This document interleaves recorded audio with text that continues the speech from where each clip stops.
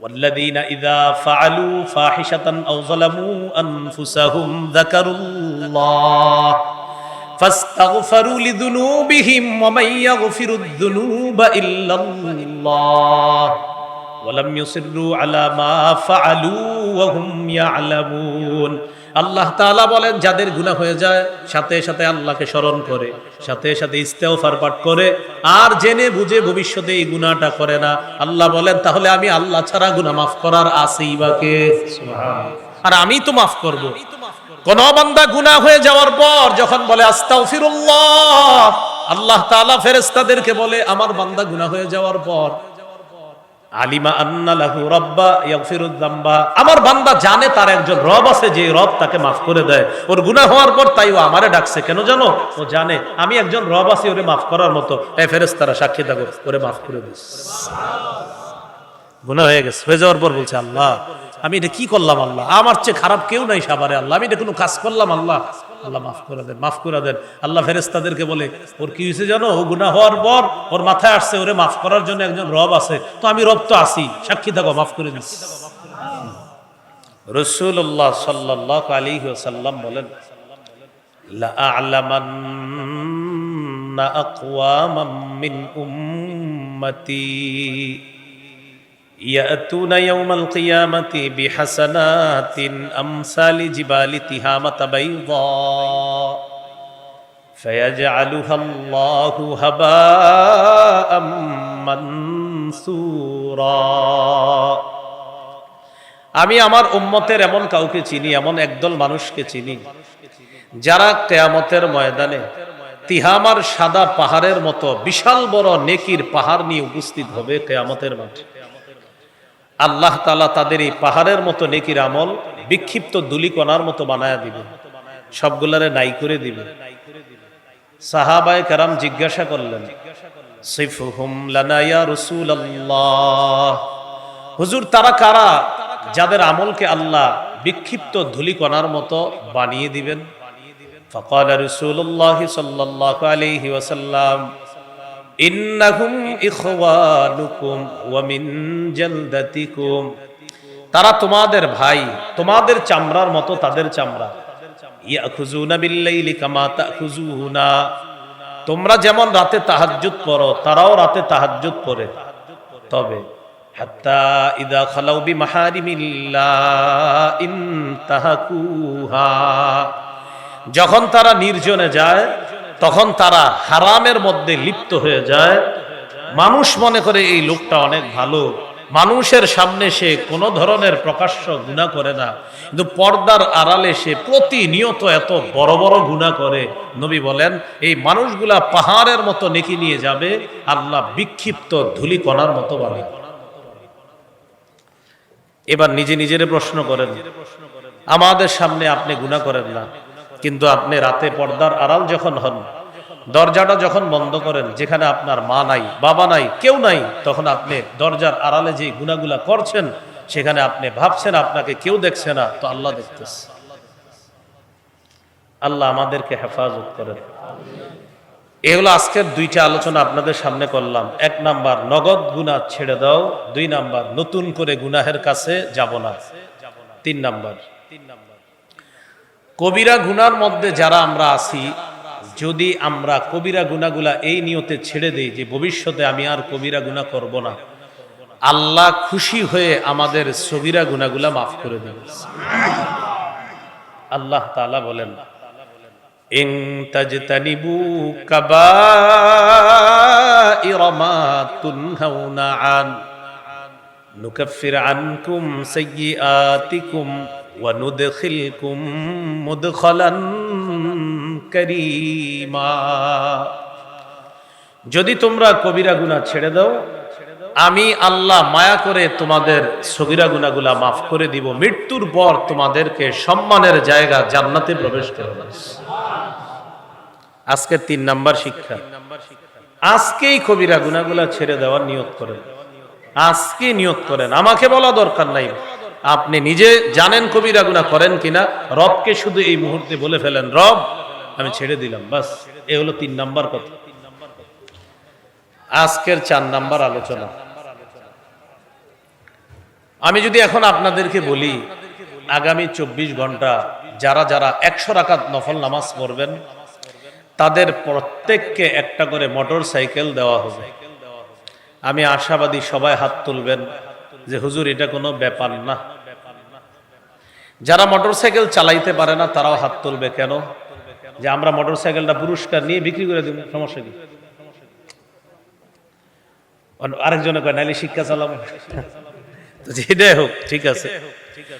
তো আমি বুঝাইতে চাইলাম এই কথা বললে সবাই হাত তুলবে, এটা কোনো ব্যাপার না। 24 ঘন্টায় 100 রাকাত নফল নামাজ, একটা মোটর সাইকেল, এটা ইনশাল্লাহ আমরা পারি। সাথে সাথে যদি বলি আগামী 24 ঘন্টায় একটা গুনাহ কেউ করতে পারবেন না, তখন অনেকগুলা হাত উঠতে গিয়ে উঠবে না। কেন উঠবে না? হাতগুলা উঠার সময় মনে পড়বে আমি না সুদ খাই, হাত উঠার সময় মনে পড়বে আমি না ঘুষের কারবারে জড়িয়ে আছি, হাত উঠানোর সময় মনে পড়বে আগামীকালই তো একজনের জমি বিক্রি টিক্রি কইরা দিয়া কিছু টাকা মারার নিয়ত আছে। হাত উঠানোর সময় আপনার হাজারো অপরাধের কথা মাথায় এসে পড়ছে, তখন আপনি টেনশনে পড়ে গেছেন। না, 24 ঘন্টা গুনাহমুক্ত থাকার নিয়ত করা যাবে না। কি শিখলাম? মানুষ নফল ইবাদত করতে চ্যালেঞ্জ গ্রহণ করে, কিন্তু গুনাহ ছাড়ার জন্য চ্যালেঞ্জ গ্রহণ করতে এতটা সহজ না। আমাদের দুইজনের দিকে তাকান, এই মানুষটা নফল ইবাদত কম করে কিন্তু গুনাহ করে না, এই মানুষটা নফল ইবাদত কম করে কিন্তু গুনাহ করে না। আমি প্রচুর নফল ইবাদত করি কিন্তু গুনাহও করি। আল্লাহ রাসূল বলেন এই ব্যক্তি আল্লাহর কাছে শ্রেষ্ঠ আবেদ হিসাবে গণ্য হবে। একজনে নফল ইবাদত কম করে কিন্তু গুনাহ করে না, নাফরমানি করে না, নবী বলেন সে আল্লাহর কাছে শ্রেষ্ঠ আবেদ। কেন? কারণ সে নাফরমানি করে না। কারণ নফল ইবাদত করা যতটা সহজ তার চেয়ে বেশি কঠিন গুনাহ ছাড়া। তাহলে আজকের 4 নাম্বার আলোচনা সেটা কি বলেন আমার সাথে? গুনাহ ছেড়ে দিয়ে, হারাম থেকে বেঁচে আল্লাহর শ্রেষ্ঠ আবেদ হওয়া যায়। আমরা হারাম থেকে বেঁচে শ্রেষ্ঠ আবেদ হওয়ার চেষ্টা করব ইনশাআল্লাহ। আল্লাহ তৌফিক দান করুন। তিরমিজির হাদিস 2305 নম্বর হাদিস। এই হাদিসের বর্ণনাকারী আবু হুরায়রা রাদিয়াল্লাহু তাআলা তিনি বলেন قال رسول الله صلى الله عليه وسلم من يأخذ عني هؤلاء الكلمات فيعمل بهن أو يعلم من يعمل بهن। নবীজি বলেন কে আছে এমন আমি এখন কিছু কথা বলবো, এই কথাগুলা তুমি গ্রহণ করবা, গ্রহণ করার পর নিজে আমল করবা, যারা আমল করবে তাদেরকে শিখিয়ে দিবা। এমন কি কেউ আছো? সাহাবী আবু হুরায়রা রাদিয়াল্লাহু তাআলা আনহু বললেন হুজুর আমি আছি, আমি আপনার কথাগুলা শুনবো, গ্রহণ করব, নিজে আমল করব, অন্যকে শিখাবো তারাও যেন আমল করে। এখন আমি আপনাদের সামনে নবীর এই হাদিসটা বলবো। এই হাদিস বলার আগে শ্রোতারা এই ওয়াদা করতে হয় যে হুজুর আপনি বলার পরেও আমরা এই কথাগুলা মানবো, অন্যদেরকে শিখাবো তারাও যেন মানে। আপনারা এটা বললে এই হাদিস শোনানো যাবে। মানে শর্ত, এই হাদিস শোনানোর শর্ত এটা, সামনে যারা থাকবে তারা বলতে হবে যে আমরা এগুলা মানবো, অন্যকে শিখাবো। কারণ নবী বলছে কে আছো আমি এখন কিছু কথা বলবো, নিজে গ্রহণ করবা, আমল করবা, অন্যকে শিখাইয়া দিবা, এমন কে আছো? তো আমি আপনাদেরকে বলতেছি আমি এখন নবীর একটা হাদিস বলবো, কে আছেন নিজে গ্রহণ করবেন, নিজে আমল করবেন, অন্যকে শিখাবেন? কারা আছেন হাত তুলুন। আল্লাহ তৌফিক দান করেন। সাহাবী আবু হুরায়রা রাদিয়াল্লাহু তাআলা হাত তুললেন, হুজুর আমি আছি, আমি আপনার কথা শুনবো, মানবো, গ্রহণ করব।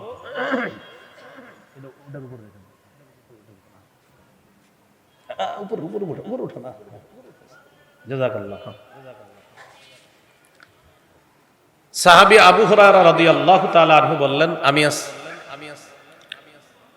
রাসূলুল্লাহ সাল্লাল্লাহু আলাইহি সাল্লাম সাহাবীর হাতে ধরলেন। তো আবু হুরায়রা রাদিয়াল্লাহু তাআলা আনহু বলেন ফাআখাযা বিয়াদি ওয়া আদ্দা খামসা। রাসূলুল্লাহ সাল্লাল্লাহু আলাইহি সাল্লাম আমার হাত ধরে গুনে গুনে 5টা জিনিস শিখাইলেন। এর মানে আমি আপনাদের সামনে এখন 5টা জিনিস বলবো। 1 নাম্বার, ইত্তাকিল মাহারিমা তাকুন আবাদান নাস। আবু হুরায়রা, তুমি হারাম থেকে বাঁচো। যদি হারাম থেকে বাঁচতে পারো, আল্লাহর শ্রেষ্ঠ আবেদ হিসাবে গণ্য হয়ে যাবে। দেখেন কত সহজ কথা, কিন্তু মানাটা কঠিন। হারাম থেকে বাঁচো মানি আজকে থেকে হারাম কথা বলা যাবে না, হারাম খাওয়া যাবে না, হারাম কাজ করা যাবে না। বাস, হারাম কথা বলবো না, হারাম কাজ করব না, হারাম খাদ্য খাবো না, হারাম কথা বলবো না, হারাম কাজ করব না, হারাম খাদ্য খাবো না। আজকে থেকে যদি এটা করতে পারেন, আর ফরজ নফল ফরজ ওয়াজিবগুলো একটু পালন করবেন, আর খালি একটু হারাম থেকে বাঁচবেন, আল্লাহ রাসূল বলেন আমি নবী বলে দিলাম মানুষের মাঝে তুমি শ্রেষ্ঠ আবেদ হিসাবে গণ্য হবে। এক নাম্বার। দুই নাম্বার, ওয়ারদা বিমা কাসামাল্লাহু লাকা তাকুন আগনান নাস। আল্লাহ তোমার জন্য যা বরাদ্দ করেছেন এটা তুমি মেনে নাও, তাহলে মনের দিক থেকে মানুষের মাঝে তুমি সবচেয়ে ধনী মানুষ হয়ে যাবে। আল্লাহ আপনার 20,000 টাকা মাসে ইনকামের ব্যবস্থা করে দিচ্ছে, আপনি খালি টেনশনে আছেন অমুকের 50 আমার 20 কেন। আপনি মাথায় আনবেন আমার জন্য আল্লাহ 20 পছন্দ করছে তাই 20 দিচ্ছে, ওর জন্য 50 পছন্দ করছে তাই 50 দিচ্ছে। 50 ওয়ালার খোঁজ নিয়ে দেখেন ওর 50,000ই লাগতেছে, আর আপনি 20,000 ওয়ালা হুদাই টেনশন করতেছেন। আল্লাহ আপনার 20-এর মধ্যেই কাজ সমাধা করে দিচ্ছে। যারে 50 দিচ্ছে ওর 50ই লাগতেছে, এর জন্য আল্লাহ ওরে 50 দিতেছে, আর আপনার 20 কেন? আপনি চিন্তা করে দেখেন 20-এর মধ্যে সমাধান। কেন আপনারা অনেকে বলবেন হুজুর আমার তো হচ্ছে না, আমি যদি বলি কিস্তি টিস্তি আসেনি, তখনই তো চুপ হয়ে যাবেন। বোঝা গেল আপনি হারামে জড়িয়ে গেছেন। এই জন্য নিজে নিজেরই দেখেন, জিজ্ঞাসা করে দেখেন আপনি যতদিন হালাল ভাবে ইনকাম করছেন ততদিন 20,000 আপনার হয়ে গেছে। যেদিন হারামে জড়িয়ে পড়ছেন এরপর থেকে 20 হচ্ছে না। কেন হচ্ছে না জানেন? ওই যে হারামে হাত দিছেন। তাহলে এক নাম্বার হারাম থেকে বাঁচো। দুই নাম্বার আল্লাহ যা বরাদ্দ করেছে তোমার জন্য এটা মেনে নাও, মনের দিক থেকে তুমি সবচেয়ে ধনী মানুষ হয়ে যাবা। তিন নাম্বারটা মন দিয়ে শোনেন, গুরুত্বপূর্ণ। ওয়া আহসিন ইলা জারিকা তাকুন মুমিনা। তুমি প্রতিবেশীর সাথে উত্তম আচরণ করো, খাঁটি মুমিন হয়ে যাবা। দেখেন আল্লাহ রাসূল কথাটা কত সহজে বলে দিলেন, তুমি প্রতিবেশীর সাথে উত্তম আচরণ করো, খাঁটি মুমিন হবা। আমি আজকে গাড়ি থেকে নামার পর এখানে আপনারা অসংখ্য মানুষ আমার সাথে মুসাফা করছেন। এখানে আসতে আসতে মুসাফার উপরে মুসাফা। আমার আগে ইয়াহিয়া তাকি ভাই আসছে, ওনার সাথে হয়তো এরকম মুসাফা করছেন। এর আগে আলেমরা আসছে, তাদের সাথে এরকম মুসাফা করছেন। কিন্তু যারা আজকে আমার সাথে মুসাফা করছেন তাদের মধ্যে এমনও লোক আছেন যিনি গত 10 বছর আপনার কোনো প্রতিবেশীকে সালাম দেননি। তাহলে মুসাফা করলেন আমার সাথে নামার পর, কিন্তু এমনও লোক আছেন প্রতিবেশীর সাথে গত 10 বছর আপনি সালাম দেন না। কেন? আরে এত আমার পাশের ঘরের আব্দুর রহিম, আরে কি সালাম দেন? এত পাশের ঘরে ইউসুফ মিয়া, আরে সালাম দেন না কেন? আহা হুজুর তো বাতিজা আমার, তো সালাম দেন। অথচ আল্লাহ রাসূল সাল্লাল্লাহু আলাইহি সাল্লাম বলেন প্রতিবেশীর হক আদায় করো, প্রতিনিয়ত সালামের মাধ্যমে হলেও প্রতিবেশীর হক আদায়। বলেন আমার সাথে, আসসালামু আলাইকুম। আপনার উপর শান্তি বর্ষিত হোক। তো প্রতিবেশীর উপর শান্তি বর্ষিত হোক চান না, তা আপনি সালাম দেন না কেন? রাসূলুল্লাহ সাল্লাল্লাহু আলাইহি সাল্লাম বললেন প্রতিবেশীর সাথে উত্তম আচরণ করো, খাঁটি মুমিন হবা। নবীজি বলেন শোনো, তুমি গোশত রান্না করলে ঝোলটা একটু বাড়ায়া দিবা। সাহাবীরা অবাক, ঝোল বাড়ায়া কেন? নবীজি বলেন তোমার প্রতিবেশীর নাকে গোশতের ঝোলের ঘ্রাণ যাবে, তারপর তারও মন চাইবে গোশত খাইতে। হয়তো তুমি গোশতের টুকরা তার জন্য পাঠাতে পারবা না, হয়তো তোমার সামর্থ্য কম, অন্তত একটু ঝোল পাঠায়া দিও যেন সে ঝোল ভিজিয়ে ভাত বা রুটি খেতে পারে। কিন্তু তুমি গোশতের ঝোলের ঘ্রাণ দিয়ে কোনো প্রতিবেশীকে কষ্ট দিবা, আমার উম্মত ঝোলের ঘ্রাণে তার কষ্ট হবে, আমি নবী তো এটা সহ্য করতে পারি না। দেখছেন মুমিন কারে বলে নবী শিখাচ্ছে। সাথে সাথে নবী বললেন যদি তুমি মনে করো প্রতিবেশীকে দিবা না, তাহলে গোশত এমন ভাবে রাঁধতে হবে যেন ঘ্রাণ বাহিরে না যায়। হয়তো তুমি ঘ্রাণ বাহিরে নিবা না, এমন ভাবে রান্না করো, আর যদি ঘ্রাণ বাহিরে যায় তো আমার উম্মতকে তুমি কষ্ট দিও না, তার জন্য পাঠাও। আব্দুল্লাহ ইবনে ওমর রাদিয়াল্লাহু তাআলা আনহুর একটা বর্ণনা শোনাই। আপনি ফল ক্রয় করে বাড়িতে ঢুকছেন, ফল, প্রতিবেশীর একটা বাচ্চা ছেলে আপনার ফল দেখছে, আপনি ঘরে গিয়ে আপনার বাচ্চাকে ফল কাইটা তার হাতে দিছেন, তরমুজ অথবা কমলার কোয়াটোয়া বা একটা আপেল কাইটা দিছেন, তো বাচ্চাদের অভ্যাস হইলো আপনার ওরা এক জায়গায় বসে থাকে না, খালি দৌড়। তো ফলটা হাতে দিছেন, দৌড়ে বাহিরে এসে বসছে। প্রতিবেশীর একটা ছোট সন্তান আপনার ছোট সন্তানের হাতে ফল দেখছে, দেখার পর ওর মনে মনে আসছে ওর আব্বা ফল আনছে, আমার আব্বা ফল আনে নাই। আল্লাহ রাসূল সাল্লাল্লাহু আলাইহি ওয়াসাল্লাম এটা সইতে পারে না যে আমার কোন উম্মতের ছোট শিশু সন্তান তোমার শিশু সন্তান দেখে কষ্ট পাবে, আমি নবী তো এটা সইতে পারি না। তাহলে কি করবা? ফল তুমি ঘরে নেও এমন ভাবে যেন কেউ না দেখে, আর যদি মানুষকে দেখাও তাহলে আমার উম্মতের জন্য পাঠাও, তাদেরকে কষ্ট দিতে পারবা না। তাই তরমুজটা যখন ঘরে নিবেন যদি দেখায় নেন পাঠায়া দেন, আর যদি বলেন আমি কাউরে দিব না, কালো একটা পলিথিন দিয়ে নেন যেন বুঝতে না পারে এটা কি তরমুজ না ফুটবল। কথার কথা। এই জন্য আপনি রাসূল সাল্লাল্লাহু আলাইহি ওয়াসাল্লাম দেখেন কোথায় কিভাবে কথা বলে, আল্লাহ রাসূল কিভাবে আমাদেরকে মুমিন হওয়া শিখাইতো। এই যে বড় একটা বাড়ি, বড় বাড়ি আছে না? এখন বলেন ৩-৪ তলা বাড়ির পাশে একতলা বাড়ি আছে কিনা বলেন সবাই। রাসূলুল্লাহ সাল্লাল্লাহু আলাইহি সাল্লাম বলেন তুমি যখন বড় বাড়ি করবা প্রতিবেশীর একটু বইলা নিও। হুজুর এটা কেন? তুমি বড় বাড়ি করলে তোমার বাড়ির কারণে ওর বাতাস বন্ধ হবে, আমার উম্মতের বাতাস তুমি বন্ধ করবা কেন? ওর একটু বইলা নিও। যদিও জায়েজ আছে, কিন্তু নবী শিখাইতেছে খাঁটি মুমিন কাকে বলে। তুমি বড় বাড়ি করবা, পাশের জন্য একটু বইলে নিও, তুমি জায়েজ আছে তুমি বড় বাড়ি করো, তো একটু বলো ভাইজান আমি তো একটা বাড়ি করব, আমার 2-3টা ছেলে, বড় বাড়ি করতে হবে, আমার আর জায়গা নাই, আপনি একটু খুশি মনে আমার অনুমতি দেন। ওই ব্যক্তি বলবে আরে ভাই আপনার জায়গা আপনি বাড়ি করবেন, তখন বলবেন ভাই হাদিসে আসছে বড় বাড়ি করে যেন আপনার বাতাসও আমি বন্ধ না করি, তো আমার বাড়ি উঠলে তো অন্তত এক পাশের বাতাস আপনার বন্ধ হবে, ভাইজান মাফ করে দিয়েন। উনি কত খুশি হবে, আপনার জন্য দোয়া করবে। রাসূল আমাদেরকে শিখাইতেছে খাঁটি মুমিন কাকে বলে। এই হলো 3 নাম্বার। ওয়া আহসিন ইলা জারিকা তাকুন মুমিনা, তুমি প্রতিবেশীর সাথে উত্তম আচরণ করো, খাঁটি মুমিন হয়ে যাবে।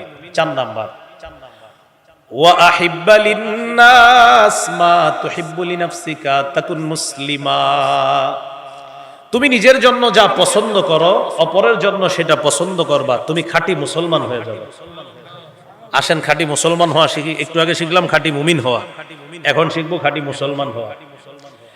আপনি এই রাস্তা দিয়ে হাঁটতেছেন, হাঁটার সময় হঠাৎ কলার একটা সিলকা আপনার পায়ের নিচে লাগছে, লাগার পর আপনি পড়ে গেছেন, পিছলে পড়ে যাওয়ার পর উপরে তাকাইছেন, তাকায় দেখেন এক বাসার জানালা খোলা। এই বাসার কেউ কলা খাইয়া জানালা দিয়ে মনে হয় সিলকাটা ফেলাইছে। দাঁড়া, আপনি কি করলেন? কলার সিলকাটা ওদের বাসার মেন গেটে রেখে আসছেন। কেন? এই বাড়ির কয়েকজন কলার সিলকায় পিছল খেয়ে পড়বে, তারপর বুঝবে কলা খাওয়ার মজা। আল্লাহ রাসূল বলেন তুমি খাঁটি মুসলমান হও নাই। তুমি এটা কি করলা? তুমি কলার সিলকা আসলে পড়ে গেলা, তুমি এই জন্য আরেক মুসলমানের জন্য তুমি এটা করবা। আচ্ছা আরেকটা বলি, রাস্তা দিয়ে হাঁটতেছেন, আপনার পায়ের নিচে একটা ইটের টুকরা লাগছে, উপরে তাকায় দেখেন ছাদে কাজ হইতেছে, এই ছাদ থেকেই পড়ছে মনে ইটের টুকরা। কি করব?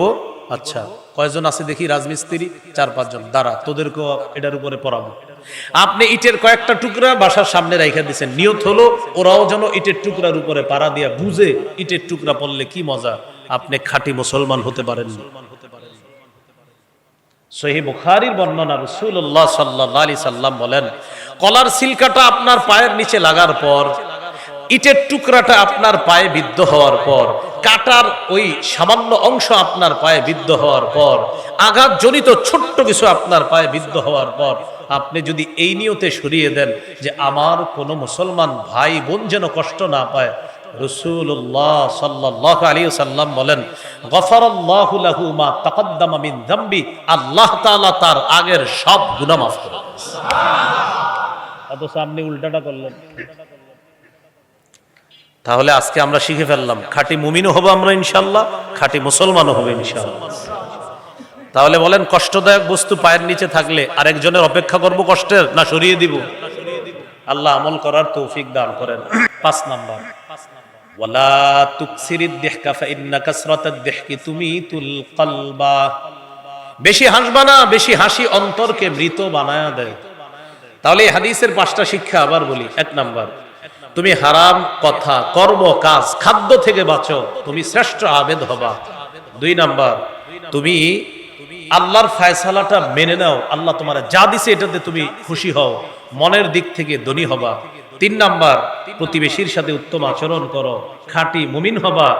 4 নাম্বার, তুমি নিজের জন্য যা পছন্দ করো অপরের জন্য সেটা পছন্দ করবা, খাঁটি মুসলমান হবা। 5 নাম্বার, তুমি বেশি হাসবা না, বেশি হাসি অন্তরকে মৃত বানিয়ে দেয়। আল্লাহ কথাগুলা মানার তৌফিক দান করেন। তাহলে এই হাদিসে আমাদের মূল শিক্ষা, হারাম থেকে বাঁচতে হবে। আসেন মূল আলোচনায় চলে আসি। 4টা কথা বলছি এ পর্যন্ত। 1, নগদ গুনাহগুলা আজকে ছেড়ে দিব। 2, নতুন করে গুনাহের কাছে যাব না। 3 নাম্বার, কবিরা গুনাহগুলা ছেড়ে দিব। 4 নাম্বার, হারাম কাজ গুনাহ ছেড়ে দিয়ে আল্লাহর শ্রেষ্ঠ আবেদ হওয়ার চেষ্টা করব ইনশাআল্লাহ। 5 নাম্বার আলোচনা, এটা আমার সাথে বলেন। বলেন, আমাদের কখনো কোনো গুনাহ হয়ে গেলে সবার কাছে বলে বেড়াবো না। যদি এমন হয় গুনাহটি আমি ছাড়তে পারি না, তাহলে কোন আল্লাহওয়ালা বুজুর্গ আলেমের কাছে ব্যক্তিগতভাবে পরামর্শ করতে পারবো, সবার সাথে না, শুধু একজন আলেমের সাথে। কথা বুঝে আসছে? মানে আপনি একটা গুনাহ ছাড়তে পারতেছেন না, অনেক দিন হয়ে গেছে, আল্লাহরে শুধু আপনি বলতেছেন, আল্লাহ আমি তো গুনাহটা করি, কি করব, পারতেছেন না ছাড়তে, আবার করে ফেলতেছেন আবার। তখন সবাইকে না বলে কোন আল্লাহওয়ালা বুজুর্গকে বলেন, হুজুর আমি তো গুনাহটা ছাড়তে পারতেছি না, আমি আসলে এখন কি করব। তার সবক অনুযায়ী আপনি চলার চেষ্টা করেন। তাহলে কি শিখলাম? 5 নাম্বার, গুনাহ কখনো হয়ে গেলে সকলকে বলে বেড়াবো না, প্রয়োজনে ব্যক্তিগতভাবে কাউকে বলবো। মনে থাকবে তো ইনশাআল্লাহ? সহিহ বুখারীর বর্ণনা, قال رسول الله صلى الله عليه وسلم كل امتي معافى الا المجاهرين।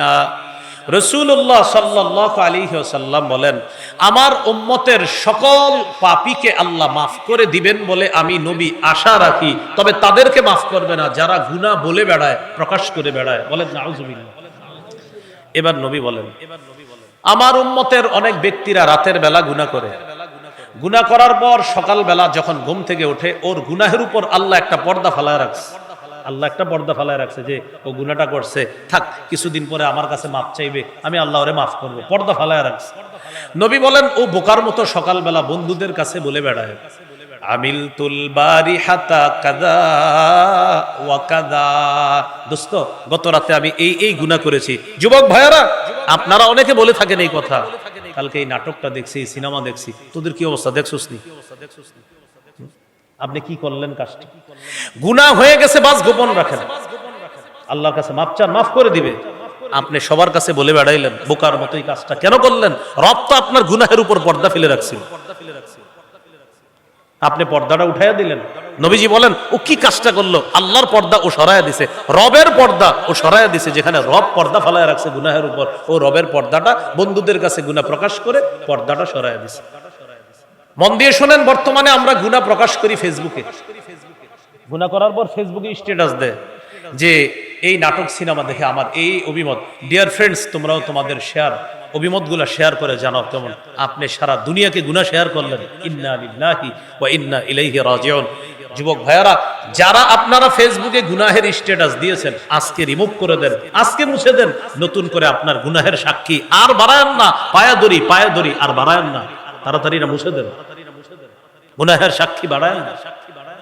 সহিহ মুসলিমের একটা হাদিস শোনার পর আপনি বুঝতে পারবেন যে গুনাহ গোপন রাখা কতটা জরুরি ছিল। কিয়ামতের ময়দানে আল্লাহ অনেক পাপীকে ডাকবে পর্দার আড়ালে, পর্দার আড়ালে নিয়ে আল্লাহ বলবে, আতারিফু যামবা কাযা ওয়া কাযা, আচ্ছা তুমি কি এই পাপ স্বীকার করো, করছিলা তুমি? বান্দা বলবে, আল্লাহ হ্যাঁ করছি তো আমি এই পাপ। আচ্ছা, 3 বার আল্লাহ স্বীকৃতি নিবে, করছো? হ্যাঁ। মনে আছে তো ওই দিন অমুক জায়গায় সাভারে, অমুক জায়গায়, এই জায়গায় আশুলিয়া, করছো না পাপগুলা? আল্লাহ করছি আমি। ও আচ্ছা, তাহলে এই পরিমাণ পাপ করছো, কি করা দরকার তোমাকে? পর্দার আড়ালে। বান্দা চুপ। আল্লাহ বলবে, ঠিক আছে, কিছু কিছু ভালো কাজও আছে তোমার, আমি ওগুলার প্রতি খুব খুশি, যাও, কাউরে বলা দরকার নাই পর্দার বাহিরে, পর্দার আড়ালেই গুনাহগুলা আমি আড়াল করেই রাখলাম, ডান হাতে আমলনামা দিয়ে দিলাম। আপনি দুনিয়াতে প্রকাশ করে দিলেন, রব তো পর্দা ফেলে রাখ। এই হলো আজকের 5 নাম্বার শিক্ষা। গুনাহ হয়ে গেলে সবার কাছে বলে বেড়াবো না। হ্যাঁ, ওই যে বললাম, প্রয়োজনে আত্মশুদ্ধির জন্য কোনো আল্লাহওয়ালা বুজুর্গের কাছে বলা যাবে, হুজুর আমি এই পাপটা ছাড়তে পারতেছি না, আমি কি করব? আল্লাহওয়ালা বুজুর্গের কাছে এটা বললে সমস্যা হবে না, তো সবার কাছে বলে বেড়াইলে সমস্যা হয়ে যায়। এইগুলো আজকের 5 নাম্বার কথা। 6 নাম্বার, এটাও বলি একসাথে, বলেন আজকে থেকে যে কোনো পাপ পাহাড়ের মতো মনে করব। বলেন ইমানদার যে কোনো পাপ পাহাড়ের মতো মনে করে, পাপাচার যে কোনো পাপ মাসির মতো মনে করে। সবাই এদিকে তাকান, দেখেন এক ব্যক্তির জোহরের নামাজ ছুটে গেছে, আরেক ব্যক্তিরও জোহরের নামাজ ছুটে গেছে। কয়জন হইল? 2 জন। এই 2 জনের একজন হলো ওই ব্যক্তি যার গত 20 বছর কোনো নামাজ ছুটে নাই, আজকে হঠাৎ জোহর কাজা হয়ে গেছে। সারাদিন তার খুব পেরেশানি, চেহারাটা কালো হয়ে গেছে, মানুষ ভাবতেছে ও মনে হয় 2-3 কোটি টাকা হারাইছে। ওলামায়ে কেরামও পেরেশান, ইমাম সাহেবও পেরেশান তার চেহারা দেখে। ভাই কি হয়েছে আপনার, বলেন না। বলে না কিচ্ছু। হঠাৎ ইমাম সাহেব ভালো করে ধরছে, আরে কি হয়েছে বলেন। চোখের পানি ছেড়ে দিছে, হুজুর গত 20 বছর আমার নামাজ ছুটে নাই, আজকে জোহরের নামাজ আমার কাজা হয়ে গেছে। এই হলো ইমানদারের হালাত। আরেকজন পাপাচার, তার অবস্থা হলো এই, তারে জিজ্ঞাসা করছেন তুমি জোহর বললা না? পড়ি নাই। কি হয়েছে? কালকে বলুন। কালকেও পড়ে নাই, কি বললা না? পড়ি নাই, কালকে বলুন। এইভাবে সে কোনো নামাজই পড়ে না। নামাজ পড়ো, কয় শুক্রবারের নামাজ পড়ো। শুক্রবারেও জুমা পড়ে না। তখন আপনাদের এলাকার কেউ জিজ্ঞাসা করেন, ভাই তুমি তো জুমাও বললা না? পড়ি নাই, আগামী সপ্তাহে পড়ুন। অর্থাৎ তার কাছে নামাজ পড়া না পড়া এগুলা কোনো ব্যাপার না। মাসি যেমন নাকের ডগার সামনে দিয়ে আসে আর যায়, এটা একটা মাসি আমার কাছে। আর ওই যে ইমানদার যার 20 বছর নামাজ ছোটে না, তারে দেখলে আপনার মনে হবে যে এই দুনিয়ার সে সবকিছু হারায় ফেলছে এক ওয়াক্ত নামাজ কাজা হওয়ার কারণে। এটাই বুখারীতে। আব্দুল্লাহ ইবনে মাসউদ রাদিয়াল্লাহু তাআলা আনহু বলেন, ইন্নাল আবদাল মুমিনা ইয়ারা যুনুবাহু কাআন্নাহু কাঈদুন তাহতা জাবালিন ইয়াখাফু আন ইয়াকা আলাইহি। ইমানদার গুনাহকে মনে করবে পাহাড়, এই পাহাড়ের নিচে আমি বসা, পাহাড় আমার উপর পড়বে, আমি যে কোনো সময় ধ্বংস হয়ে যাব। ওয়া ইন্নাল ফাজিরা ইয়ারা যুনুবাহু কাযুবাবিন মাররা আলা আনফিহি। পাপাচার গুনাহকে মনে করে মাছির মতো, মাছি নাকের ডগার সামনে দিয়ে যায় আর চলে আসে, কোনো ব্যাপার না। তাহলে ইমানদার গুনাহকে মনে করে বিশাল বড় পাহাড়, পাপাচার গুনাহকে মনে করে এটা একটা মাছি, এটা কোনো ব্যাপার না, ব্যাপার না। আল্লাহ আমাদেরকে বুঝার তৌফিক দান করেন। এগুলো আজকের 6 নাম্বার কথা। 7 নাম্বার কথা, হাসান বসরি রহমতুল্লাহি আলাইহি বলেন, মা আবাদাল আবিদুনা বিশাইইন আফযালা মিন তারকি মা নাহাহুমুল্লাহু আন। আল্লাহর ওলি তার জীবনের শ্রেষ্ঠ যে ইবাদতটা করে সেটা হলো হারাম কাজ থেকে বেঁচে থাকা। এটা আল্লাহর ওলির জীবনের শ্রেষ্ঠ ইবাদত। মুহাম্মদুল্লাহ হাফিজি হুজুর রহমতুল্লাহি আলাইহি নাম শুনলে আমাদের অন্তরে আসে যে বিরাট বড় এক আল্লাহর ওলি। আব্দুল কাদের জিলানী নামটা শুনলে আমাদের দিলে আইসা পড়ে বড় পীর আব্দুল কাদের জিলানী। হাসান বসরি নামটা আমাদের মাথায় আসলেই মনে আইসা পড়ে যে এমন একজন মানুষ যিনি অলিকুল শিরোমণি একজন। প্রশ্ন হলো অলিদের জীবনের শ্রেষ্ঠ ইবাদত কি? আমার সাথে বলেন, বলেন গুনাহ না করা। বলেন সবাই, অলিদের জীবনের শ্রেষ্ঠ ইবাদত কি? এজন্য আপনি হাফিজি হুজুর উনি এত বড় আল্লাহর ওলি, কোন আলেমরে জিজ্ঞাসা করবেন, হুজুর হাফিজি হুজুর এত বড় আল্লাহর ওলি, ওনার বড় ইবাদত কি? আলেমরা বলবে না যে উনি বেশি তাহাজ্জুদ পড়তেন আর বেশি কোরআন পড়তেন, আর তাহাজ্জুদও পড়তেন, কোরআনও পড়তেন, বাকি এটা না বইলা আলেমরা বলবে হাফিজি হুজুর গুনাহ করতেন না, চোখটা সারাক্ষণ নিচে থাকতো, এটা বলবে।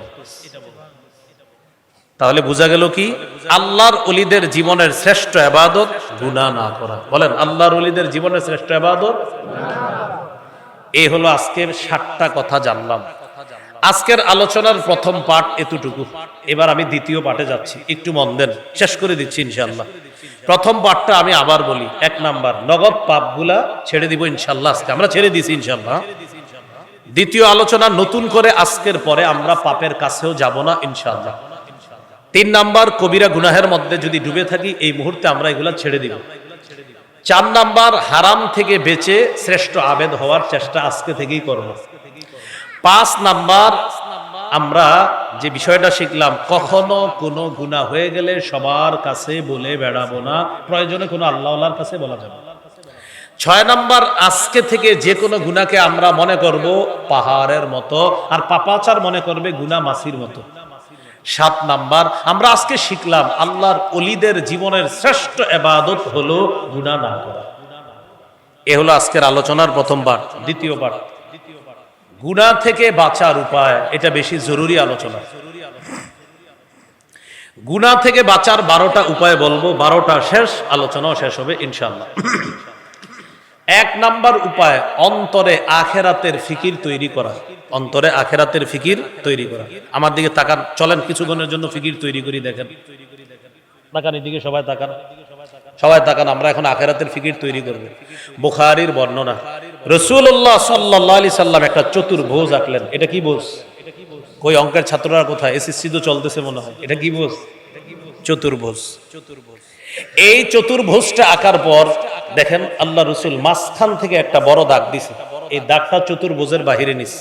তাহলে আবার বলছি, চতুর্ভুজ মাঝখানে একটা দাগ দিছে। দাগটা ভিতরে আছে না বাহিরে?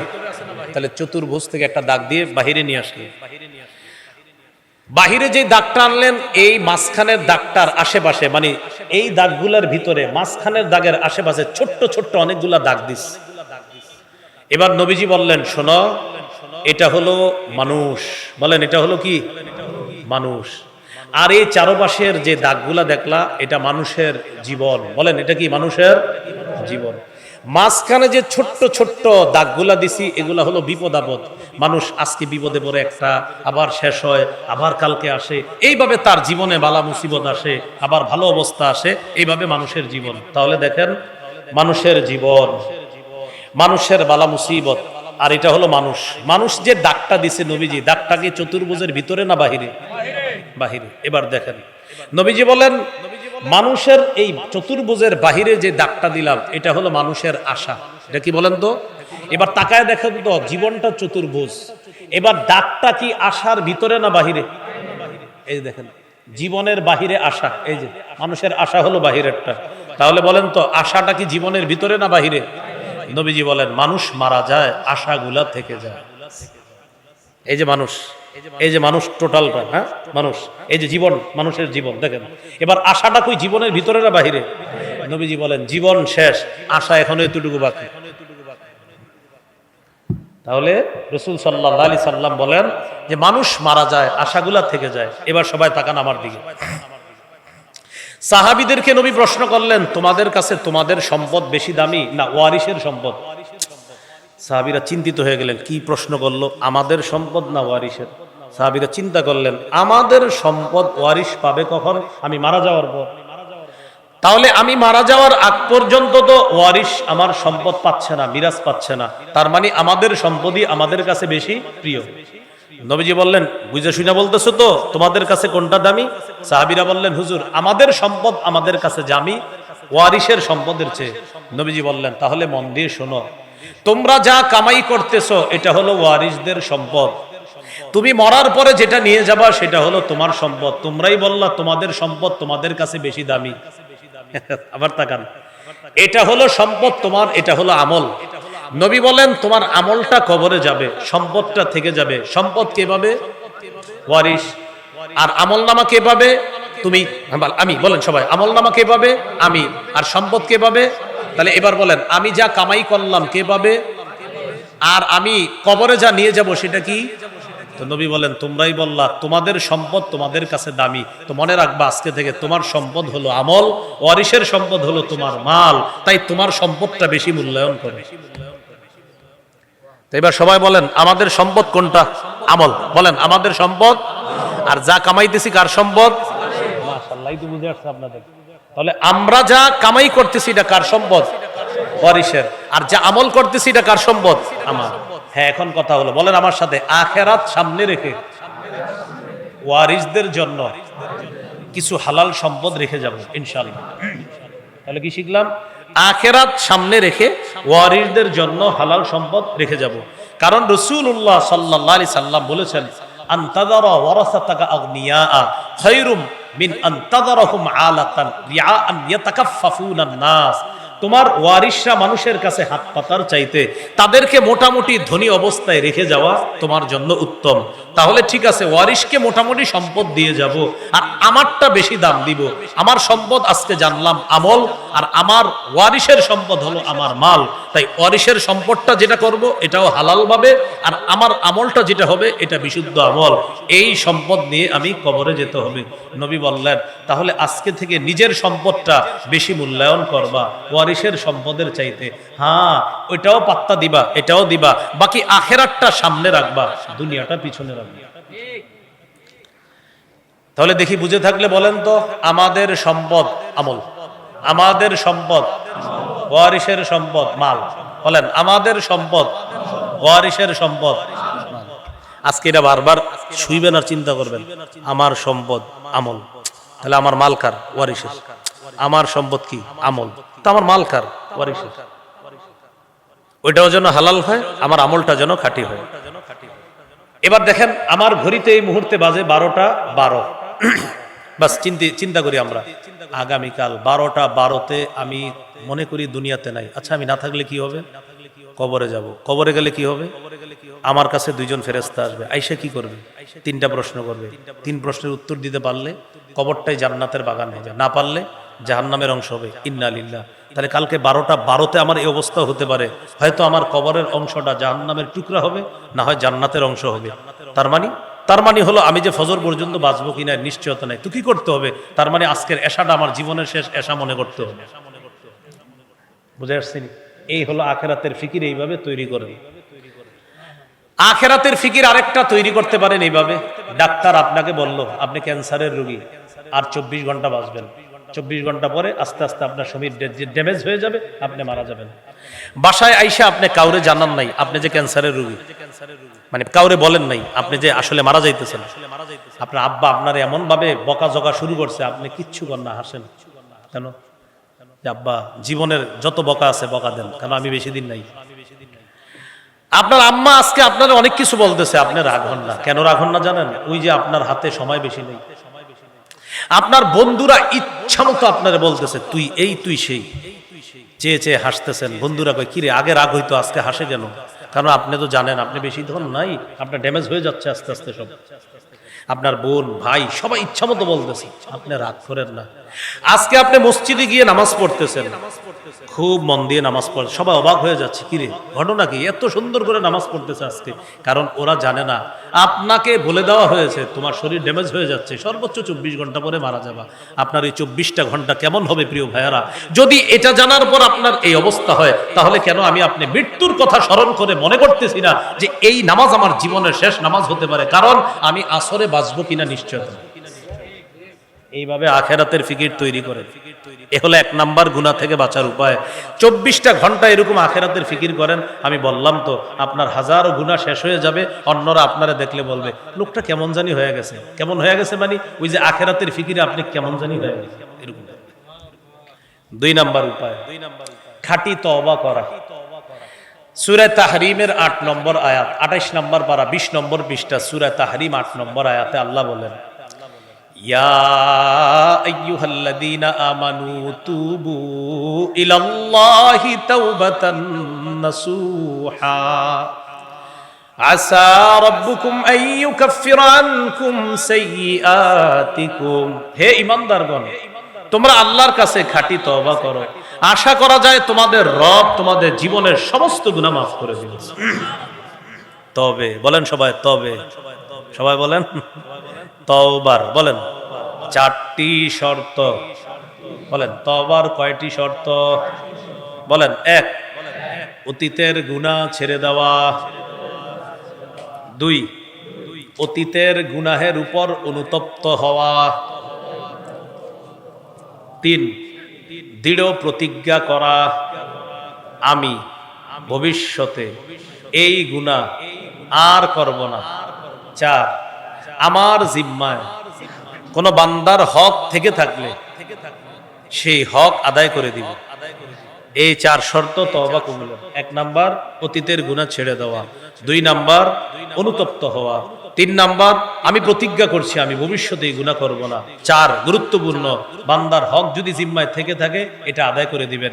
আপনাদের শুনতে কষ্ট হলেও আমি বলছি, আপনি একজনের কাছ থেকে টাকা পাইতেন 500 টাকা, টাকাটা আনার সময় তার কাছ থেকে 500 এনেছেন, সাথে 50 টাকা সুদে এনেছেন। এই যে 50 টাকা আপনি সুদ এনেছেন, এই 50 টাকা আপনার না, যার থেকে এনেছেন এটা তার। কি হলো কথাটা? আপনি এইভাবে 50,000 টাকার মালিক হয়েছেন। কিভাবে? ওই সুদের অংশে। এই যে 50,000-এর মালিক হয়েছেন, এই 50,000 আপনার না, যাদের থেকে আনছেন তাদের। আপনি দিয়ে দেন। আমি সত্যি বলছি, আপনার তওবা কবুল হচ্ছে না। কি শিখলাম? সুদের অংশটা কার? যার থেকে আনছেন তার। বলেন, সুদের অংশ কার? যার থেকে আনছেন তার। কি একটা বিষয় হয়ে গেল না? অনেকে নিয়ত করে সুদ খাইতে খাইতে উনি বড় লোক হবে, তারপর হজ করে উনি ভালো হয়ে যাবে। কি ডিজিটাল পদ্ধতির ভালো হওয়া! এত সহজ না বিষয়টা। যাদের থেকে আপনি মেরেছেন তাদের প্রত্যেককে আগে টাকাগুলা দেন, পরে হজে যান। মনে থাকবেনি 4 শর্ত: গুনাহ ছেড়ে দেওয়া, গুনাহের উপর অনুতপ্ত হওয়া, প্রতিজ্ঞা করা ভবিষ্যতে এই গুনাহ করব না, 4 নাম্বার বান্দার হক আদায় করে দেওয়া। আল্লাহ আমাদেরকে 4 শর্ত পূরণ করার তৌফিক দান করেন। যদি এইভাবে তওবা করতে পারেন, ইবনে মাজার 4250 নম্বর হাদিস, রাসূলুল্লাহ সাল্লাল্লাহু আলাইহি ওয়াসাল্লাম বলেন, আত্তাইবু মিনাদ যামবি কামান লা যামবালা। গুনাহ থেকে তওবাকারী ব্যক্তি এমন হয়ে যায় যেন তার কোনো গুনাহই নাই। আপনাদেরকে একটা হাদিস শোনাই, তিরমিজির 3538 নম্বর হাদিস। বুখারী মুসলিমে বড় করে আসছে, তিরমিজিতে ছোট করে। কোনটা শুনবেন, বড়টা না ছোটটা? আচ্ছা ঠিক আছে, বড়টাই শোনাই আগে, পরে ছোট অংশটা শোনাই। এক ব্যক্তি সফরে বের হয়েছে। সফরে বের হওয়ার পর তার সাথে তার বাহন আছে। তার বাহনের মধ্যে তার খানা আছে, পানিও আছে, সফরের সরঞ্জাম আছে। খানা, পানি, সফরের সরঞ্জাম নিয়ে তিনি সফর করতে করতে শরীরে ক্লান্তি এসে গেছে। শরীরের ক্লান্তি দূর করার জন্য যাত্রা বিরতি দিয়ে এক জায়গায় তিনি নামলেন, সফরের ক্লান্তি দূর করার জন্য। লোকটা যাত্রা বিরতি দেওয়ার পর যেখানে নামলেন, নামার পর তার চোখে তন্দ্রা এসে যায়। তন্দ্রা নিদ্রায় রূপান্তরিত হয়ে তিনি ঘুমের মধ্যে চলে যান, ঘুমায় গেছে। ঘুম থেকে উঠছে, উঠার পর তাকায় দেখে তার বাহনটা হারায় গেছে। বাহনের উপরে তার খানা ছিল, পানি ছিল, আসবাবপত্র ছিল, সব গেছে। মনটা খারাপ। আমি এখন কি করব? আমি কি বাকি পথ সফর করব নাকি আবার বাড়িতে ফিরে যাব? চিন্তা করে দেখলেন বাকি পথ সফর করতে গেলেও যেই পরিমাণ সরঞ্জাম প্রয়োজন আমার সাথে নাই, আর আমি এত পরিমাণ দূরে সফর করে চলে এসেছি, আবার পুনরায় বাড়িতে যাওয়াও আমার পক্ষে কষ্টকর, অতএব এখানেই মরতে হবে। উনি মরার জন্য এখানে রেডি। হাদিসে এটা আসছে, ওয়াবিহি মাহলাকা। উনি নিয়ত করে ফেলছে, যাক মরণটা যেহেতু হবে এখানেই হোক, না খাইতে না খাইতে মরে যাবো এখানেই। বৈশা রইছে, বৈশা বৈশা বাস মরণের টেনশনে আবার ঘুমাইসা গেছে। ঘুমাইছে, ঘুম থেকে আবার জাগ্রত হয়েছে। জাগ্রত হয়ে দেখে তার হারিয়ে যাওয়া বাহন, খানা, পানি সব সহ উপস্থিত হয়ে গেছে। খুশি কম হবে না বেশি হবে? আল্লাহু আকবার বলেন। ওই ব্যক্তি বিশিদ্দাতিল ফারহি, খুশির অতিশয্যে আল্লাহকে বলে, আল্লাহুম্মা আনতা আবদি ওয়া আনা রাব্বুকা। আল্লাহ আপনি আমার বান্দা, আমি আপনার রব। বুঝেন নাই? খুশিতে বইলা ফেলছে, আল্লাহ আপনি আমার বান্দা, আমি আসলে মানে উনি যে কি বলছে উনি জানে না। খুশিতে আসলে বলতো এইভাবে, আল্লাহ আপনি আমার রব, আমি আপনার বান্দা। এটা না বইলা বলতেছে, আল্লাহ আপনি আমার বান্দা, আমি আপনার রব। নবীজি বলেন খুশির কারণে এই যে কি বলছে নিজের ঠিক নাই, এত বেশি খুশি। নবীজি বলেন, শোনো আমার উম্মত, লাল্লাহু আফরাহু বিতাওবাতি আহাদিকুম মিন আহাদিকুম বিদাল্লাতিহি ইদা ওয়াজাদাহা। তোমাদের কেউ হারিয়ে যাওয়া বাহন ফিরে পাওয়ার পর যে পরিমাণ খুশি হয়, কোন বান্দা তওবা করলে আল্লাহ তাআলা তার চেয়ে কোটি গুণ বেশি খুশি হয়ে যায়। তওবা করবেন না ইনশাআল্লাহ? না মনে হয় করবেন না। ডেইলি বলেন, ডেইলি বলেন 70 বার, বলেন 100 বার। মানে হাদিসে 70 বার 100 বার, তো এই জন্য কি বললাম 70 না 100, দুটোটা বলবো। আমরা বলবো কি 70 না 100। আমাদের নবীজি 70 100 বার করতেন, আমাদের তো 1000 বার করা উচিত না? 1000 না আরো বেশি। আল্লাহ আমাদেরকে বেশি পরিমাণে তওবা যেন প্রতিনিয়ত করতে পারি, আল্লাহ তৌফিক দান করুন। গুনাহ মাফের 3 নাম্বার উপায়, বলেন আস্তাগফিরুল্লাহ পড়া। তো কিছুক্ষণ গুনাহ ঝাড়ি চলেন, আস্তাগফিরুল্লাহ আস্তাগফিরুল্লাহ বলেন। যে যত বেশি ইস্তেগফার পড়বে তার তত বেশি গুনাহ ঝরবে, যার যত বেশি গুনাহ ঝরবে তার তত বেশি মেধা বাড়বে। গুনাহ মেধারে একদম শেষ করে দেবে। এই জন্য গুনাহ যত ঝাড়াবেন মেধা বাড়বে। মাদ্রাসায় যেগুলা পড়ে ওদের জরুরি প্রতিনিয়ত ইস্তেগফার, সারাক্ষণ যখন অবসর ইস্তেগফার পড়া, কারণ ওদের কলব সাফ রাখতে হবে। ইস্তেগফারে কলবের ময়লা দূর হয়, আর যখন কলব ময়লা মুক্ত হয় তখন ওই স্বচ্ছ পরিষ্কার কলবে কোরআন হাদিসের নূর আল্লাহ তৈরি করে। বুঝে আসছেনি কথাটা? এবার কথা হলো ইস্তেগফার বেশি পড়বেন না, সুবহানাল্লাহ। জামায় ময়লা থাকলে সাবান, ময়লা না থাকলে আতর, কলবে ময়লা থাকলে ইস্তেগফার। কলব যখন সাফ হবে, সুবহানাল্লাহ সুবহানাল্লাহ, কলবে ময়লা, ইস্তেগফারের সাবান লাগাও, ইস্তেগফার দিয়ে কলবের ময়লা দূর করো। হ্যাঁ অনেকক্ষণ ইস্তেগফার পড়ছি, ময়লা কিছুটা দূর হয়েছে মনে হয়, এখন কি করব? সুবহানাল্লাহ দিয়ে এবার কলব সাজাও। তাহলে 3 নাম্বার উপায় আস্তাগফিরুল্লাহ পড়া। পড়ব তো ইনশাআল্লাহ। সূরা আলী ইমরানের 135 নম্বর আয়াতে আছে, ওয়াল্লাযীনা ইযা ফাআলু ফাহিশাতান আও যালামু আনফুসাহুম যাকারুল্লাহ ফাস্তাগফারু লিযুনুবিহিম ওয়া মান ইয়াগফিরুদ যুনুবা ইল্লাল্লাহ ওয়া লাম ইউসিররু আলা মা ফাআলু ওয়া হুম ইয়ালামুন। আল্লাহ তাআলা বলেন, যাদের গুনাহ হয়ে যায় সাথে সাথে আল্লাহকে স্মরণ করে, সাথে সাথে ইস্তেগফার পাঠ করে, আর জেনে বুঝে ভবিষ্যতে এই গুনাহটা করে না, আল্লাহ বলেন তাহলে আমি আল্লাহ ছাড়া গুনাহ মাফ করার আছেই বা কে? সুবহানাল্লাহ। আর আমি তো মাফ করব। কোন বান্দা গুনাহ হয়ে যাওয়ার পর যখন বলে আস্তাগফিরুল্লাহ, আল্লাহ তাআলা ফেরেশতাদেরকে বলে আমার বান্দা গুনাহ হয়ে যাওয়ার পর আলিমা আন্না লাহু রাব্বা ইয়াগফিরুয যামবা, আমার বান্দা জানে তার একজন রব আছে, যে রব তাকে মাফ করে দেয়। ওর গুনাহ হওয়ার পর তাই ও আমারে ডাকছে, কেন জানো? ও জানে আমি একজন রব আছি ওরে মাফ করার মতো। এই ফেরেশতারা সাক্ষী থাকো, ওরে মাফ করে দিস। গুনাহ হয়ে গেছে, হয়ে যাওয়ার পর বলছে আল্লাহ আমি এটা কি করলাম, আল্লাহ আমার চেয়ে খারাপ কেউ নাই সাবারে, আল্লাহ আমি এটা কোনো কাজ করলাম, আল্লাহ আল্লাহ মাফ করে দেন, মাফ করে দেন। আল্লাহ ফেরেশতাদেরকে বলে ওর কি হয়েছে জানো? ও গুনাহ হওয়ার পর ওর মাথায় আসছে ওরে মাফ করার জন্য একজন রব আছে, তো আমি রব তো আছি, সাক্ষী থাকো, মাফ করে দিচ্ছি। তাহলে 3 নাম্বার উপায় ইস্তেগফার পড়া। করবো তো ইনশাআল্লাহ। 4 নাম্বার, এটা আমার সাথে বললে মনে থাকবে, বলেন ক্ষমা পাওয়ার আশায়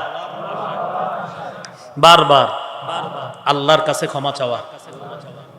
কিভাবে চাইবেন দেখেন, আপনি বলা দরকার নেই আল্লাহ মাফ করে দেন, আল্লাহ দেন না, আল্লাহ মাফ করে দেন, আল্লাহ আল্লাহ মাফ করে দেন।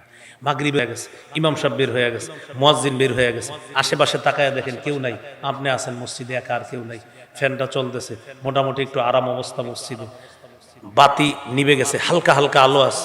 ওই মুহূর্তে আল্লাহরে বলেন আল্লাহ আমি আর আপনি ছাড়া কেউ নাই, আল্লাহ আল্লাহ আমারে মানুষ ভাবে কত ভালো মানুষ, কিন্তু আমি যে কেমন আপনি জানেন, আমার গুনাহ জানলে আমার সন্তান আমাকে বাবা বলে পরিচয় দিবে না, আল্লাহ আমার স্ত্রী আমাকে স্বামী বলে পরিচয় দিবে না, আল্লাহ আপনি আমারে মাফ করে দেন, আল্লাহ আপনি আমারে মাফ করে দেন, আল্লাহ আপনি আমারে মাফ করে দেন। আল্লাহ তাআলা হাদিসে কুদসি তিরমিজি 3540 নম্বর হাদিসে বলেন, তোমার যদি দুনিয়ার রাশি রাশি বালু পরিমাণ গুনাহ হয়, আমি আল্লাহ বালু পরিমাণ ক্ষমা দিয়ে তোমাকে ক্ষমা করব। ক্ষমা পাওয়া কয়দিন বলছেন এইভাবে বলেন? ক্ষমা পাওয়ার কয়দিন আল্লাহর এইভাবে বলছেন আল্লাহ মাফ করেন, আল্লাহ মাফ করেন, কয়দিন বলছি আমরা? তিরমিজির 3540 নম্বর হাদিসে আল্লাহ বলেছেন, ইবনা আদম ইন্নাকা মা দাউতানি ওয়া রাজাউতানি গফারতু লাকা আলা মা কানা মিনকা ওয়ালা উবালি, তুমি যতক্ষণ ক্ষমা পাওয়ার আশায় আমাকে ডাকো, আমি ততক্ষণ তোমার ডাকে সাড়া দেই, তোমাকে ক্ষমা করব। কয় নাম্বার গেল? 4। 5 নাম্বার বলেন সর্বক্ষেত্রে রাসূলুল্লাহ সাল্লাল্লাহু আলাইহি সাল্লামের আদর্শ বাস্তবায়ন করা। ব্যক্তি জীবন, পারিবারিক জীবন, সামাজিক জীবন, রাষ্ট্রীয় জীবন, আন্তর্জাতিক জীবন, সর্বক্ষেত্রে নবীর আদর্শ বাস্তবায়ন করা। আমাদের রাষ্ট্রে ইসলামী শাসন যেন চালু হয়, এই দোয়া করা। কিয়ামতের আগে কোনো নারী শাসক যেন না হয়, এই দোয়া করা। আমাদের দেশে যেন আল্লাহ একজন বলেন আদর্শ পুরুষ শাসক তৈরি করে দেন। ইয়াহিয়া তাকিবাই এই আলোচনায় মনে করেছে, আমি আস্তে আস্তে শুনলাম তিনি সূরা হজের 41 নম্বর আয়াত পড়ছে, সর্বশেষ যে আয়াতে 4টা কথা বলছে উনি, আল্লাযীনা ইম্মাক্কান্নাহুম ফিল আরদি আকামুস সালাহ ওয়া আতাউজ যাকাত ওয়া আমারু বিল মারুফ ওয়া নাহাউ আনিল মুনকার তিনি বলেছিলেন এই আয়াতটা, আমি জানি না এর আগে কি আলোচনা করছি, এখানে এসে এটাই শুনছি আমি। তিনি বলতেছেন যে আল্লাহ বলেন, আমি যাদেরকে দুনিয়ার ক্ষমতায় বসাই তাদের 1 নাম্বার কাজ হবে তারা নামাজ কায়েম করবে, 2 নাম্বার জাকাতের বিধান চালু করবে, 3 নাম্বার সৎ কাজের আদেশ করবে, 4 নাম্বার অসৎ কাজ থেকে নিষেধ করবে। এটাই তো বলতেছিলেন। বোঝা গেল আমি ভালো শ্রোতা। আচ্ছা যাই হোক, তো বলছিলাম একজন আদর্শ পুরুষ শাসক যিনি এই 4টা কাজ করবে, ওই ভাই যে আলোচনাটা করতেছিলেন, বাস এটা মনে রাখা। তাহলে আল্লাহ রসুলের আদর্শ রাষ্ট্রীয় জীবনেও বাস্তবায়ন করা, আরেকটা হলো আন্তর্জাতিক জীবনেও বাস্তবায়ন করা। আন্তর্জাতিক জীবন যেমন ফিলিস্তিনের ভাইদেরকে ভুলে যাওয়া যাবে না, তাদের জন্য কিছু করার চেষ্টা করা। ফিলিস্তিনের জন্য আমাদের করণীয় 4টা, বলেন কয়টা? 1 নাম্বার সহযোগিতা পাঠানো, 2 নাম্বার জিহাদ করা, প্রাচীরের বাধার কারণে এটা আমরা পারছি না, 3 নাম্বার ইয়াদাত প্রস্তুতি গ্রহণ করা, হ্যাঁ আমরা প্রস্তুত আছি ইনশাআল্লাহ, আল্লাহ সুযোগ করলে আমরা যাব। 4 নাম্বার তারা যেই সমস্ত শক্তি সঞ্চয় করে যেই মাধ্যমে, ওই মাধ্যমগুলা বয়কট করা। আমার টাকা দিয়ে যেন আমার মুসলমান ভাইয়ের রক্ত না ঝরে। ঠিক কইয়াও তো কোরবানির গোশতটা খাইয়ে একটা ঠান্ডা টান দিবেন, বলবে ঠান্ডা না দিলে কি লাগে না, ভালো লাগে না। তাকান তো আমার দিকে, সবাই তাকান ভালো করে, তাকাইছেন? 18 বছর হলো এই পানি ছুঁয়ে দেখি না। হ্যাঁ আমি আমি আমি আমি কয় বছর? অবাক লাগছে না? বাস্তব। পৃথিবীর কাউরে প্রমাণ করতে কোন আমার এটি খাইতে দেখছি। 18 বছর হলো, না ঠান্ডা না গরম, না এই পানি না ওই পানি না সেই পানি, কোনো পানি না। 18 বছর আলহামদুলিল্লাহ, বিইজনিল্লাহ, ইনশাআল্লাহ মরা পর্যন্ত ছুঁয়ে দেখবো না। আমার জীবনও চলছে, আপনার জীবনও তো চলছে, আমিও তো আলহামদুলিল্লাহ ভালোই আছি। আপনি বলে এটা না খাইলে জীবন চলে না, আমারটা কেমনে চললো? এটা এই জন্য বললাম আপনারা যেন বলতে পারেন যে বেড়ায় পারলে আমরা পারবো না। আজকে থেকে বলবেন বেড়ায় পারলে আমরা পারবো না, এটা বলবেন। কালকে এইভাবে বলবেন হে পারলে আমরা পারবো না, বাস। তাহলে এদের এগুলা বয়কট করবো তো ইনশাআল্লাহ। এ হলো 5 নাম্বার গুনাহ মাফের উপায়। সূরা আলী ইমরান 31 নম্বর আয়াত, আল্লাহ বলেছেন নবী আপনি বলেন তোমরা যদি আল্লাহকে ভালোবাসো, আমার অনুসরণ করো, আল্লাহ তোমাদেরকে ভালোবাসবে, ওয়াগফির লাকুম যুনুবাকুম, তোমাদের গুনাহ মাফ করে দিবে। 6 নাম্বার উপায় গুনাহ মাফের, আযান দেওয়া। আবু দাউদের 515 নম্বর হাদিস, আল মুআজ্জিনু ইউগফারু লাহু মাদা সাউতি, মুয়াজ্জিনের আযানের আওয়াজ চারপাশে যতদূর যায় তার গুনাহ মাফ করে দেওয়া হয়। আপনারা আর কেউ উঠবেন না, শেষ করে দিচ্ছি 2-3 মিনিটের মধ্যে, আপনাদের একটা কাজ বাকি আছে, আল্লাহর রাস্তায় কেউ উঠবেন না। এটা হলো 6 নাম্বার। 7 নাম্বার 2 রাকাত নামাজ পড়া। আবু দাউদের 1521 নম্বর হাদিস, রাসূলুল্লাহ সাল্লাল্লাহু আলাইহি সাল্লাম বলেন মা মিন আবদিন ইউযনিবু যামবান ফায়ুহসিনুত তুহুরা ফায়াকুমু ফায়ুসাল্লি রাকাতাইন ইল্লা গফারাল্লাহু লাহু যামবা, কোন মুমিন ওযু করে যদি 2 রাকাত নামাজ পড়ে এই নিয়তে, আল্লাহ আমার গুনাহ মাফ করে দেন, সালাম ফিরানো শেষ, গুনাহ শেষ। এই আমলটা আজকে করে ফেলেন। 8 নাম্বার 5 ওয়াক্ত নামাজ পড়া। সহিহ বুখারীর 526 নম্বর হাদিস, এক ব্যক্তি আসলেন নবীজির কাছে, হুজুর আমার গুনাহ হয়। ওই মুহূর্তে আল্লাহ সূরা হুদের 114 নম্বর আয়াত নাজিল করলেন, ওয়া আকিমিস সালাতা তারাফাইন নাহার ওয়া যুলাফাম মিনাল লাইল ইন্নাল হাসানাত ইউযহিবনাস সাইয়্যাত। নবী আপনি সালাত কায়েম করেন দিনের 2 প্রান্তে আর রাতের কিছু অংশে। আমি অন্য কোথাও বয়ানে আসলে আমার একটু মনে করাই দিবেন কানে কানে, ফিলিস্তিনের ইতিহাস অন্য বয়ানে বলে দিব ইনশাআল্লাহ। ওই আমাদের ফিলিস্তিনের যে বিষয়গুলা এটা ইনশাআল্লাহ কোনো বয়ানে বলে দিব। এদিকে কোথাও বয়ানে আসলে আমার খালি একটু বলে দিলে হবে, বলে দিব। অনেকে এই বিষয়টা শুনতে চায়, জানতে চায়, এটা জানা দরকার। তো ইনশাআল্লাহ কোথাও বলবেন, একদম বলে দিব যে ইহুদিদের দাবি কি সঠিক না আজাইরা দাবি, এটা বুঝাই দিব ইনশাআল্লাহ। এ হলো 8 নাম্বার। রাসূলুল্লাহ সাল্লাল্লাহু আলাইহি ওয়াসাল্লাম বুখারীর 526 নম্বর হাদিসে আছে যে নবীজি সাল্লাল্লাহু আলাইহি সাল্লাম বলে দিলেন যে এই আয়াতের মাধ্যমে আল্লাহ জানায়া দিবেন তোমরা যদি 5 ওয়াক্ত নামাজ পড়ো মাঝখানের গুনাহগুলো আল্লাহ মাফ করে দিবেন। 9 নাম্বার জামাতের সাথে নামাজ পড়া। সহিহ মুসলিমের এক হাদিসে আসছে, এক সাহাবী নবীর সামনে এসে বলতেছে আকিম আলাইয়া হাদ্দা, হুজুর আমি শেষ। কি হইছে তোমার? আমি শেষ, আমি পাপ করে ফেলছি, বিচার করেন তাড়াতাড়ি। ইতিমধ্যে জামাত দাঁড়ায় গেছে, নবীজি নামাজ পড়াইলেন। নামাজ পড়ানোর পরে সাহাবী বলতেছে হুজুর ওই যে আমার তো গুনাহ হয়ে গেছে, কি করা? নবীজি বললেন আমাদের সাথে কি জামাতে নামাজ পড়ছো? বলেন হ্যাঁ। তখন নবী বললেন জামাতে নামাজ পড়ার কারণে তোমার গুনাহ আল্লাহ মাফ করবে। 10 নাম্বার একটা পাপ হয়ে গেলে সাথে সাথে ভালো কাজ করা। এই বুঝেন কিন্তু বলি নাই পাপ করে ফেললে, বলছি পাপ হয়ে গেলে। কারণ অনেকে বদ হজম করবে এই বয়ানের, কারো কালকে থেকে এরকম করবে, একটা গুনাহ করবে ভালো কাজ করবে, গুনাহ করবে ভালো কাজ করবে। বিষয়টা এমন না, গুনাহ হলে ভালো কাজ করা, গুনাহ করলে না। মুসলমান গুনাহ করতে পারে না, শয়তানের ধোকায় মুসলমানের গুনাহ হতে পারে। তিরমিজির হাদিস, রাসূলুল্লাহ সাল্লাল্লাহু আলাইহি সাল্লাম বলেন, আতবিইস সাইয়্যাতাল হাসানাতা তামহুহা। একটা গুনাহ হয়ে গেলে সাথে সাথে তুমি একটা ভালো কাজ করে ফেলবা, আল্লাহ তাআলা ওই ভালো কাজের কারণে তোমার গুনাহটা আল্লাহ মাফ করে দিবে। 11 নাম্বার, জিকিরের মজলিসে বসা। যেখানে বসে আছেন, সহিহ বুখারী 6408 নম্বর হাদিস, পুরা মজলিসটাকে ফেরেশতারা বেষ্টন করে আসমান পর্যন্ত এই মুহূর্তে আছে। আল্লাহ ফেরেশতাদেরকে বলে, ইশহাদু আন্নী কাদ গফারতু লাহুম, সাক্ষী থাকো সবগুলারে মাফ করে দিস। অনেকে আছে পিছনে আসছেন, আপনারা কিছুক্ষণ বসে যাবেন, আল্লাহর রাস্তায় 1 মিনিট হলে বসেন, ফজিলত আছে, ফজিলত আছে, বসেন। তো এক ফেরেশতা বলে, আল্লাহ এই যারা পিছনে আইসা বসছে কিছু সময়, তাদেরকেও মাফ করবেন।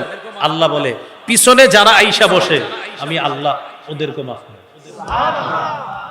এজন্য আজকে থেকে মনো মাহফিলে আগে যাবেন না, সবার শেষে খালি যাবেন নাকি? এরকম নাকি? না, এরকম না, আসতে হবে। মাশাআল্লাহ, যারা বসছেন আল্লাহ মাফ করে দিস। এ হলো 11 নাম্বার উপায়। 12 নাম্বার সর্বশেষ উপায়, জিকির করা। 11 নাম্বার জিকিরের মজলিসে বসা, আর 12 নাম্বার জিকির করা। রাসূল সাল্লাল্লাহু আলাইহি সাল্লাম বলেন, আল্লাহর কাছে 4টা জিকির সবচেয়ে পছন্দের, সুবহানাল্লাহ, আলহামদুলিল্লাহ, লা ইলাহা ইল্লাল্লাহ, আল্লাহু আকবার। এই 4টার মধ্যে শ্রেষ্ঠ হলো লা ইলাহা ইল্লাল্লাহ। তিরমিজির 3592 নম্বর হাদিস, ইখলাসের সাথে কেউ যদি একবার বলে লা ইলাহা ইল্লাল্লাহ, আসমানের সবগুলা দরজা খুলে দেওয়া হয়, তার লা ইলাহা ইল্লাল্লাহ যেন আরশ পর্যন্ত পৌঁছে। মনে থাকবে তো ইনশাআল্লাহ? আচ্ছা, এখন একটা আমল করব আমরা। সে আমলটা হলো, আপনারা কেউ উঠবেন না, এটা হলো প্রথম কথা। আপনাদের সামনে রুমাল যাবে, রুমালের মধ্যে যে যা পারেন শরীক হবেন। যদি দান না করেন আপনিও বসে থাকেন, আর যারা দান করবেন তারাও বসেন, যারা করবেন না তারাও বসে থাকেন।